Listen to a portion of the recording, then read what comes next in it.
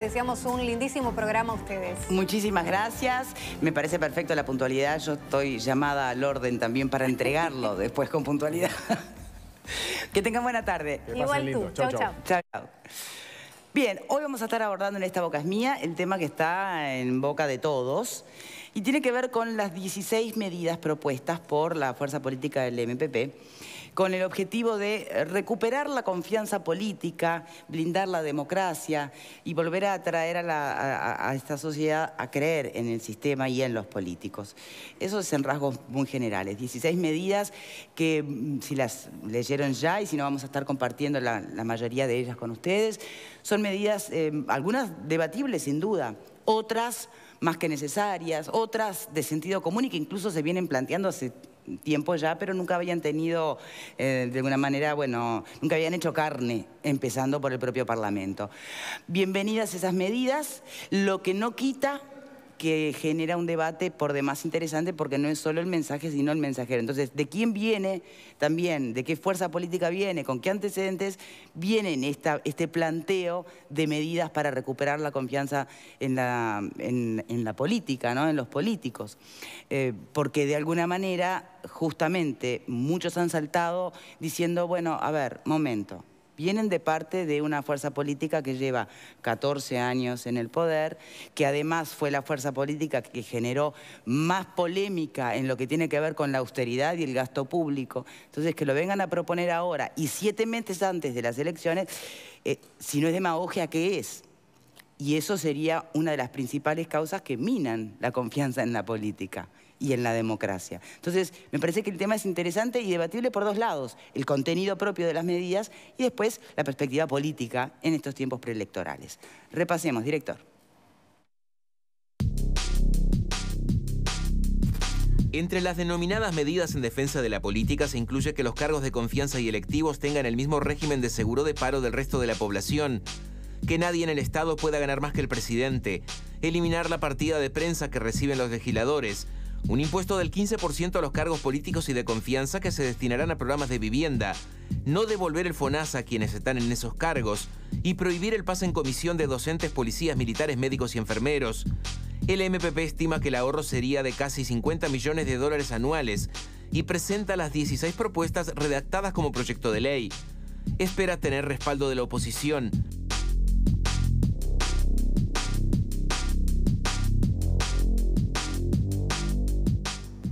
Muy bien, tenemos en este momento un móvil pronto. Está Diego Travieso con el diputado por el Frente Amplio, Alejandro Sánchez. Muchísimas gracias a los dos por este tiempo. ¿Qué tal, Victoria? Muy buenas tardes para todos. Y Alejandro Sánchez es uno de los jóvenes del Espacio 609 que, en definitiva, han hecho estos 16 proyectos para que se puedan analizar y se puedan, de alguna manera, hacer ley. Sánchez, muy buenas tardes, muchas gracias por estar con nosotros. ¿Se puede recuperar la confianza en la política con estos proyectos? Bueno, recuperar la confianza en la política implica un conjunto de acciones globales.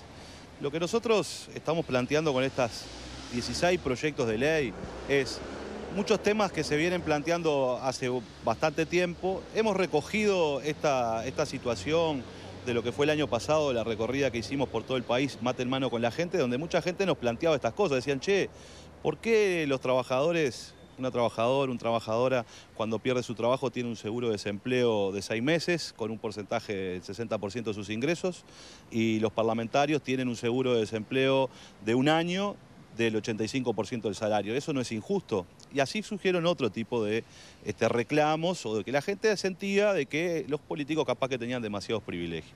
Y entonces nosotros empezamos a discutir de que en un mundo en donde se cuestiona mucho la política, se cuestiona mucho si los que actúan en política tienen excesivos privilegios o no, si viven como el común de la gente o no, empezamos a reflexionar en este sentido y en este año, que incluso está bien, aquí se hacía una presentación sobre por qué este año y por qué no antes, y está bien y es válido ese debate, pero resulta que este año se está hablando mucho de austeridad.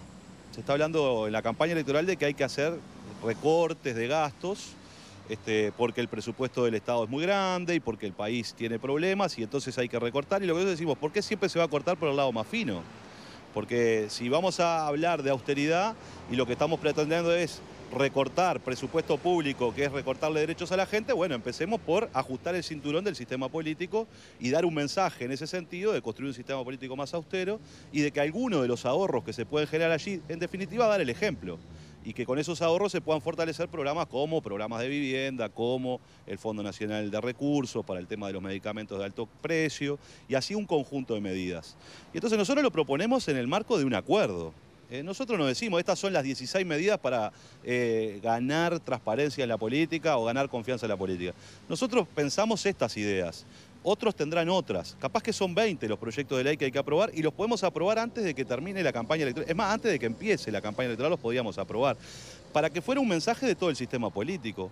Por eso nosotros estamos planteando además que sea un acuerdo nacional del sistema político y nosotros hacemos estas propuestas. Hasta ahora se discutía de temas, pero nada concreto. Bueno, nosotros presentamos 16 proyectos de ley redactados con sus artículos. Unos podrán decir que están de acuerdo, otros que no, pero lo importante es ver si esos proyectos sirven, si es necesario poner otros. Bueno, discutamos esos otros, construyamos un acuerdo y que todo el sistema político lo presente. Y por tanto, entonces, esa acusación de que esto es parte de una campaña quedaría diluida, porque lo que hay que discutir es si el resto de los actores políticos están de acuerdo o no, no cuándo se presentaron. Si están de acuerdo, podemos aprobarlos todos y será un patrimonio colectivo de todo el sistema político. Victoria, ya vamos contigo, pero te quería preguntar antes, Alejandro, acerca de unas declaraciones, por ejemplo, de Selva Andrioli, que ha manifestado que es una burla a la democracia estas medidas, porque ella entiende de que en realidad se aumentaron en el gobierno del Frente Amplio y que tenían mayoría parlamentaria como para poder haberlo hecho antes. ¿Qué opina usted? Bueno, eso va en el sentido de no hablar del contenido y tratar de pegarle al mensajero. Pero en principio, el subsidio de los parlamentarios es viejazo, no es de los gobiernos del Frente Amplio, no lo aumentó el Frente Amplio. En segundo lugar, la idea, por ejemplo, que tiene que ver con una ley general de sueldos, bueno, no la aumentó el Frente Amplio, porque una de las cosas que estamos marcando, por ejemplo, es que hay intendentes que ganan más que el presidente de la República. Y no tiene sentido en un país como el nuestro que haya salarios de intendentes que sean superiores al del presidente de la República cuando debería ser el salario más alto del espacio público. Y eso no es responsabilidad del Frente Amplio. Segundo, el pacto del chinchulín que se habla comúnmente, que es en definitiva una discusión muy vieja en el Uruguay, referida a que en algunos organismos de las empresas públicas los cargos son 5 porque eran 3 para un partido y 2 para otro, viene de hace muchísimo tiempo en el país y nosotros nos planteamos ahora, a la hora de pensar austeridad en el presupuesto público, bueno, austeridad por los cargos más altos y no por los cargos más débiles. Segundo, que se ingrese por concurso en todos los organismos públicos, incluidas las intendencias. Lo hemos propuesto y no hemos tenido los votos, porque para poder aplicarle esto, lo que yo hablaba recién sobre el salario de un intendente, o que los ingresos a las intendencias sean por concurso y no a dedo, tiene que haber 2/3 de votos de ambas cámaras por la autonomía municipal. Y así un conjunto de temas que necesitan de mayoría. Pero además, nosotros estamos convencidos que independientemente de esto, sería muy bueno que todo el sistema político dijera, estamos de acuerdo con esto, apoyémoslos todos juntos, y saquemos un conjunto de medidas que le signifiquen a la gente bueno, cierta solidaridad del sistema político con los problemas del país y porque además el Latino Barómetro viene mostrando de que hay una cierta crítica en la sociedad uruguaya hacia el sistema político y nos parece importante recibir esos mensajes de la sociedad y proponerlos. A mí, frente a la pregunta de si por qué no lo hicimos antes, yo puedo decir, bueno, pedí disculpas por llegar tarde, pero más vale tarde que nunca. Victoria. Bien, Sánchez, sí, no sé cuánto tiempo tiene porque... ¿Cómo estás, Victoria? Muy bien, gracias. Algunas de las medidas, es como usted dice, ¿no? Se vienen planteando desde hace rato, no hicieron eco en su momento. Otras son más originales, más novedosas. Y ya voy a reparar en algunas de ellas si es que tiene tiempo. Pero me gustaría hacer una pregunta. Yo entiendo que usted plantea, y lo escuchaba hoy de mañana en Desayunos Informales, hacer esa suerte de mea culpa por llegar tarde, si se quiere. Bien, pero dejemos de lado el juego político electoral, de si es tarde, si es justo ahora porque vienen las elecciones. Déjeme ponerlo de otra manera. Más que el ejercicio de pegar al mensajero por juego político, me pregunto si no es también sentido común cuestionar el doble discurso. Porque, a ver, están planteando austeridad cuando fue la fuerza política en los que más gastos incurrió con dineros públicos en la administración cuando tuvo de presidente a Mujica. ¿Entiende a lo que voy? No me diga que no se lo cruza por la cabeza, que la gente va a pensarlo, va a decir, pero ¿cómo? Miren quién lo está proponiendo. Está muy bien. El problema del gasto público, hay que discutir la eficiencia del gasto público. Hoy tenemos 1 millón de estudiantes en el Uruguay. Eso significa un aumento importantísimo del gasto público en la educación. Por ejemplo, hay 40.000 docentes más, porque no se puede tener mejor educación.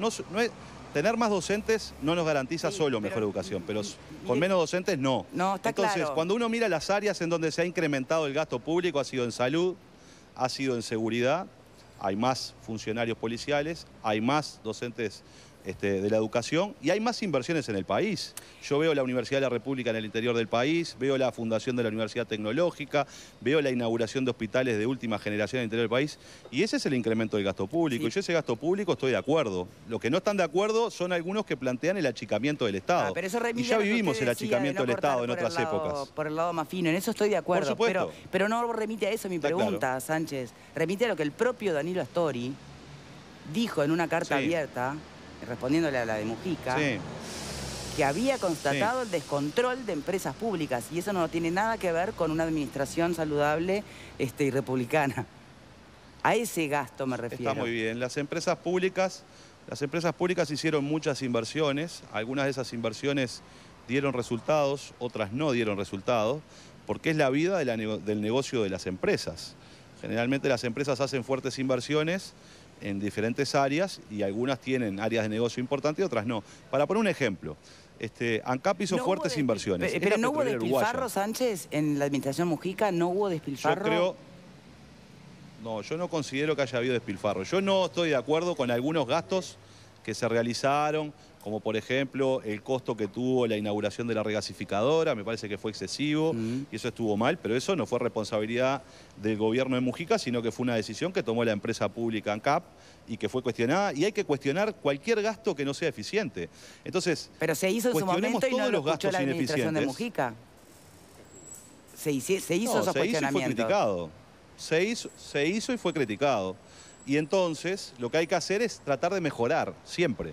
Entonces, esto es como una cuestión, yo siento a veces que se plantean las cosas como estáticas, ¿no? Siempre se hizo así, siempre pasó así, y entonces no podemos hacer nada. Bueno, propongamos las cosas que están bien. Y si está bien bajarle el salario a la alta burocracia política, hagámoslo. Nosotros le propusimos al sistema político en su momento.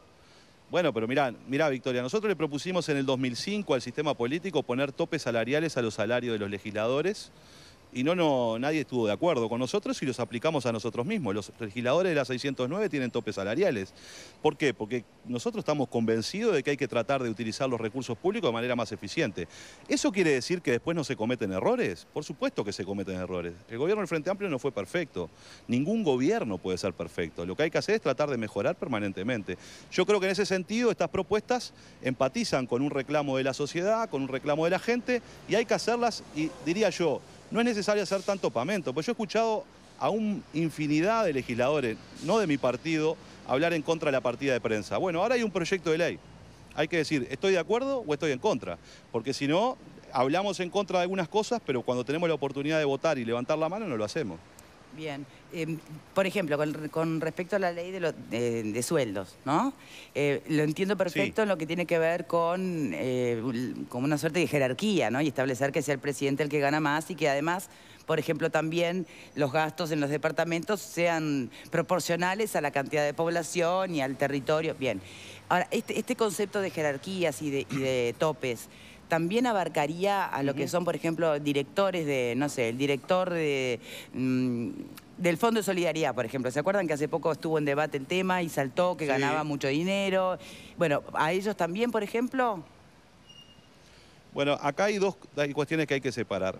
Nosotros estamos presentando un proyecto de ley para reorganizar los salarios del Estado de los cargos de confianza política, desde las intendencias municipales, pasando a los ministerios, pasando por el Parlamento. Luego después tenemos funcionarios de carrera. En el caso concreto que me estabas diciendo que es un exceso ese salario, bueno, creo que lo que vamos a hacer es, si nosotros logramos encaminar esta ley, por supuesto, a ese funcionario no le podemos rebajar el sueldo porque tiene derechos adquiridos. Pero lo que sí podemos establecer es que cuando una vez que se jubile ese funcionario, porque no le podemos quitar su salario, porque ahí nos haría un juicio laboral y lo ganaría, es que en el futuro se achiquen esos gastos porque iríamos reordenando todos los salarios también de las altas jerarquías públicas. Y ahí no se Entonces, corre, esta es un poco la idea. Está bárbaro.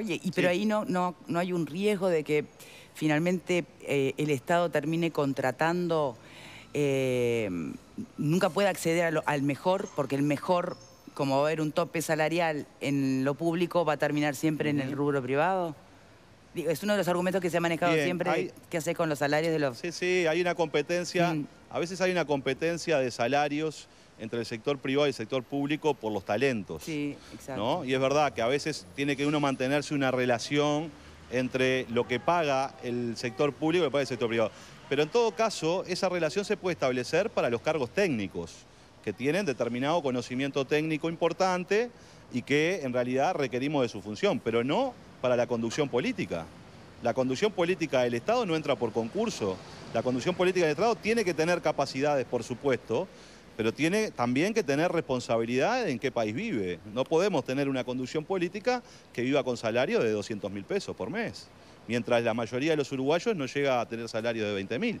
Entonces también hay que tener cierta sensibilidad para ver en qué país vivimos, en qué parte del mundo estamos y cómo nosotros racionalizamos esa situación. Otra cosa son los técnicos que podemos llegar a precisar, que capaz que si hay una relación salarial desbalanceada en el sector privado del público, se puede discutir y analizar en algunas áreas estratégicas del Estado contrataciones especiales o para atender esa situación. Pero eso será parte del futuro y irlo analizando en el futuro. De última, lo que está sucediendo es que, diría yo, que el responsable del Fondo de Solidaridad, con el salario que tenía, no creo que consiga ese salario en el mercado privado, ¿no? Ahí no es el caso. Bien, un aspecto más, si me permite. Una de las medidas habla de cambiar el régimen de donaciones especiales. Me imagino que ya sabe por dónde viene mi pregunta. Efectivamente, claro, pensando en Teletón, pero como puedo pensar en el Jubilar, en Los Pinos, en cualquier otra. En tantas otras instituciones que funcionan muy bien, gracias a la ley vigente, que eso no se va a tocar. Lo que se va a tocar, a ver si interpreto bien, es las empresas ya no van a poder donar al que quieran. Van a tener que no es a que quieran, porque hoy ya tiene por ley que estar registrada y ser permitida como beneficiaria la institución, ¿no? Bien. Pero ya no va a poder ser así, es decir, la empresa va a donar a una cuenta y después es el Parlamento el que va a resolver esos dineros, a qué empresas van. ¿A qué instituciones? ¿A qué instituciones acá lo que busca es crear... Exacto. Sí, acá lo que busca son dos cosas, Victoria. No, bueno, pero acá lo que se está buscando es lo siguiente. Primero, no se está desandando nada de lo que existe en el país, pero sí lo que está permitiendo es que pueda haber un conjunto de empresas o de personas que sientan la necesidad de realizar donaciones para fines sociales y puede haber un conjunto de organizaciones sociales o civiles que están llevando adelante determinados emprendimientos, pero que quizás no tienen, o las organizaciones civiles, la capacidad para acceder a esas empresas, o esas empresas conocer los diferentes emprendimientos sociales. Entonces, de alguna manera, la idea es generar un fondo en donde estén las empresas, donde estén las asociaciones civiles y el Parlamento, y que allí se pueda distribuir los recursos, y que sería como una especie de un lugar de intercambio en donde los empresarios podrán conocer diferentes organizaciones civiles que están con determinados proyectos y las organizaciones civiles podrán tener un contacto con recursos, y la idea es que el Parlamento medie en esa situación. El objetivo es que, a ver, para decirlo mal y pronto, hay capaz que algunas instituciones que son muy pequeñas que no tienen capacidad de lobby, y lobby en el buen sentido, o sea, conocer gente, conocer el mundo empresarial, y que entonces se ven imposibilitadas de obtener financiamiento. Entonces la idea es facilitarle ese proceso en el Parlamento para que tengan la posibilidad de una vía más de financiamiento si su proyecto es valedero. Ese es el objetivo, no persigue ningún otro tipo de objetivo la propuesta ni entrar en ninguna discusión, que ya han habido muchos debates en el país sobre esas cuestiones, que tenga que ver con entre las instituciones que ya existen y las donaciones que reciben de determinadas empresas. Bueno, la gente va a poder seguir donando a las instituciones que quiere. Pero es casualidad que pero es casualidad entonces que su fuerza política haya insistido en más de una oportunidad o se haya opuesto a la existencia misma y la naturaleza de financiación de un Jubilar, de un Pino, hasta de una Teletón. ¿Es una casualidad? Nosotros no nos oponemos a la existencia de esas instituciones. Lo que nosotros hemos discutido en algún momento es el nivel de exoneración fiscal. Pero eso es discutir la ley. Hay una discusión. Claro, eso es discutir la ley, que no la estamos discutiendo en este momento. Yo te lo estoy contestando porque tú me lo estás diciendo. Sí, pero digo, esta medida no pasa por la ley. Tú me preguntaste, pero como tú me preguntaste, Victoria, acerca de cuál fue la discusión pasada, yo te digo, la discusión pasada estaba relacionada con las exoneraciones fiscales. Esta discusión y esta ley no dice nada de las exoneraciones fiscales. Lo que dice es de generar un fondo y un lugar de relacionamiento entre organizaciones civiles y empresas donde el Parlamento tenga la posibilidad de mediar esa situación, que lo que busca es acercamiento a unas instituciones que precisan financiamiento y vinculación de otras instituciones que son las que financian.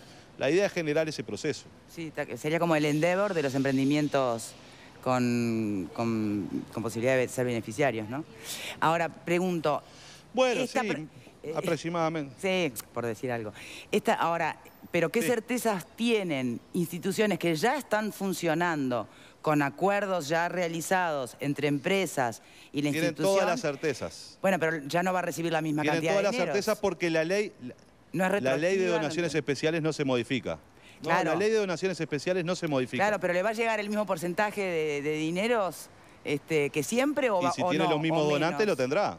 No, pero esos donantes van a poner en una cuenta. Y si tiene los mismos donantes, lo tendrá. Pero no, porque esos donantes van a una cuenta nueva. No. Pero en realidad los donantes que ya están donando, seguirán donando. Ah, no están obligados. Los donantes que ya están donando, le seguirán donando. No están obligados a tener que... Quizá... No, esto de lo que se trata es... Quien ya tiene financiamiento, tiene financiamiento. A quien le falta financiamiento o quien quiere financiar más, va a tener un espacio donde generarlo. Pero hoy en día las empresas que ya tienen elegidas sus instituciones pueden seguir donando directamente a la institución y no necesariamente poniendo su dinero en una cuenta nueva. Está claro. Está claro. Bien. ¿Es así? Bueno, muchísimas gracias, Sánchez. Se imaginará que a partir de este momento en piso vamos a estar debatiendo los contenidos de las medidas, pero también, supongo yo, el contexto, ¿no? El momento preelectoral en el que aparecen las medidas. Muchas gracias por su tiempo. No, gracias, Victoria. Yo lo único que quiero insistir es que lo bueno de esto es que haya un gran acuerdo de todo el sistema político. Este es un conjunto de ideas y de proyectos concretos. Pueden haber otros. Bueno, discutamos todos los proyectos y capaz que terminamos aprobando 20 proyectos, 15 proyectos, no importa. Lo importante es que el sistema pueda hacer un acuerdo y dar una fuerte señal colectiva del sistema político, en conjunto del sistema político, en este sentido. Ese es nuestro objetivo. Muchas gracias. Alejandro. Adelante, Victoria, ustedes. Gracias, Diego, también. Bueno, vamos a hacer una pausa y mucho para debatir al regreso, ya venimos.